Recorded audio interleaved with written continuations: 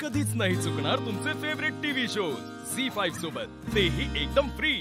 तुम्हाला सांगू का, हा नाग खूप विषारी नाग आहे। म्हणजे जर एकदा त्यांनी माणसाला दंश केला तर मग काहीच सेकंदात माणसाचा जीवही जाऊ शकतो।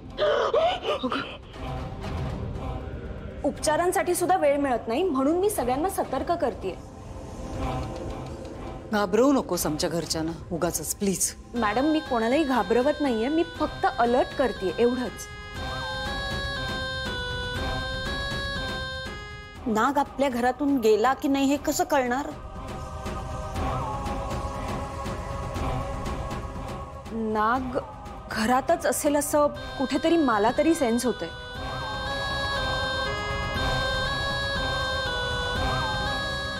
आणि तुम्हाला सांगू का मी आजी, म्हणजे बघा, रानावनात किंवा जंगलात नाग किंवा साप हे इझिली सर्वाइव्ह होऊ शकतात, पण अशा घरांमध्ये जेव्हा नाग घुसतो ना, तेव्हा ह्या टाइल्सवर त्याला सरपटता येत नाही। त्यामुळे तो आपल्याला घाबरून इकडे तिकडे कुठेतरी फिरत तरी राहतो किंवा आडोशाला जाऊन लपून तरी राहतो। हे बघा, आपण कसे नागाला घाबरतो तसेच नाग सुद्धा माणसाला खूप घाबरतात। म्हणून मी फक्त तुम्हाला सतर्क करतेय, तुम्ही स्वतःची काळजी घ्या एवढंच। बट एनिवे, मी माझे कार्ड देऊन ठेवते तुमच्याकडे, हे घ्या आजी, ह्याच्यावर ना माझा नंबर आहे। इन केस जर तुम्हाला नाग कुठेही दिसला किंवा तुम्हाला असं जाणवलं की तो आहे इथेच, तर मला प्लीज बोलवा, मी नक्की येईन।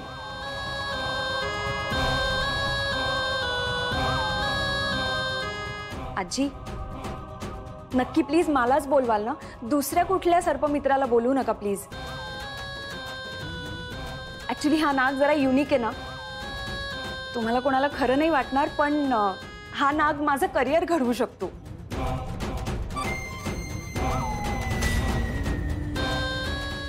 सो प्लीज मलाच बोलवाल ना।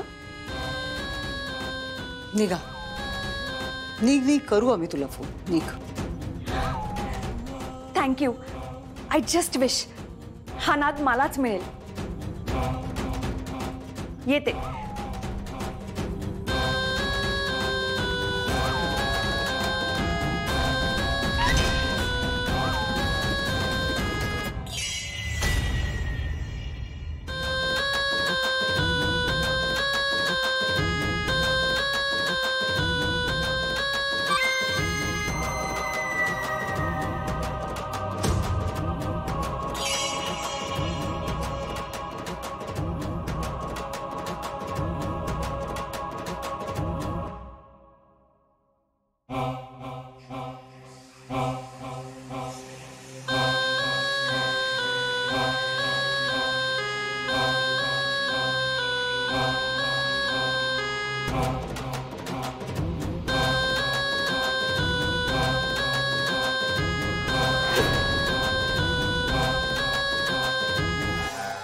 मध्ये बरेच दिवस तो नाग घरात दिसला नव्हता आणि आता अचानक परत आलाय।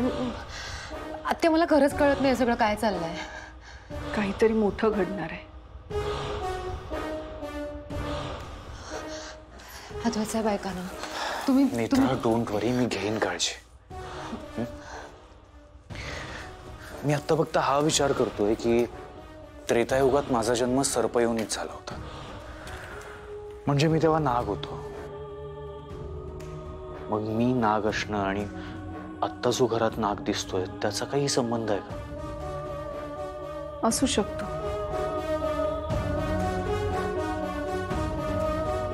पण नक्की काय संबंध आहे ते कळत नाहीये।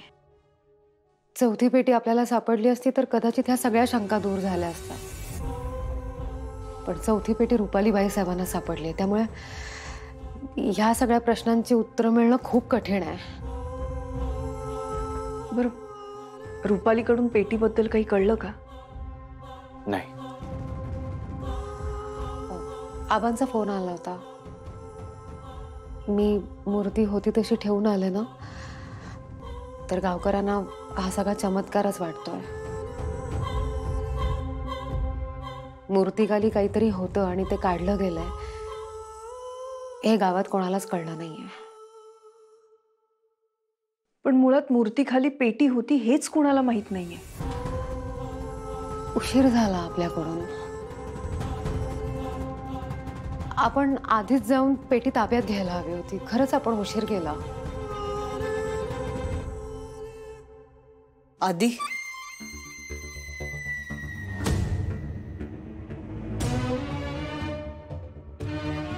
हा आई. ऑफिसला निघालास? हो, हे काय निघतोच आहे. काय झालं?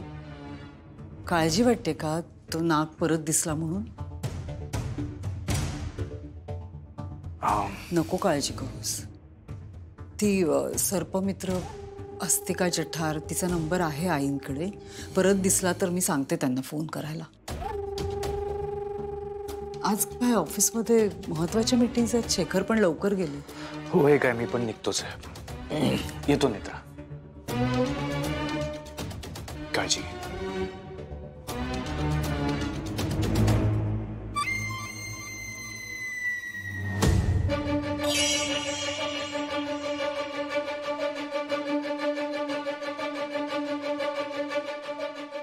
स्वतःला हुशार समजता का? हं? मूर्ख आहात तुम्ही. तुम्हाला काय वाटलं त्या सर्पमित्राला बोलवून नागाला पकडता येईल?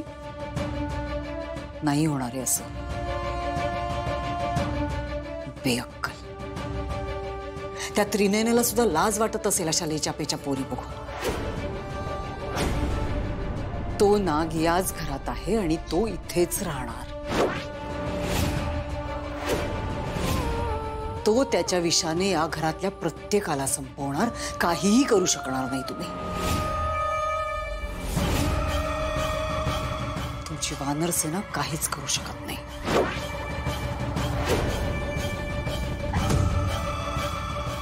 या कलियुगात हा विरोचकच जिंकणार.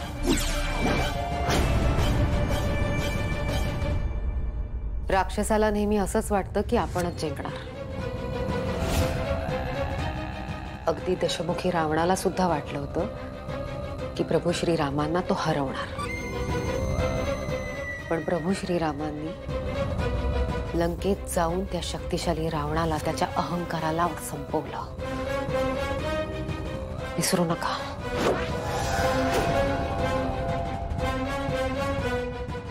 दैत्य आणि देवाच्या लढाईत नेहमीच देव जिंकतो आणि दैत्य हरतो. काळ्या दगडावरची रेघ आहे. युद्ध सुरू झालंय. आता बघा पुढे काय होतं ते. कळेल लवकरच.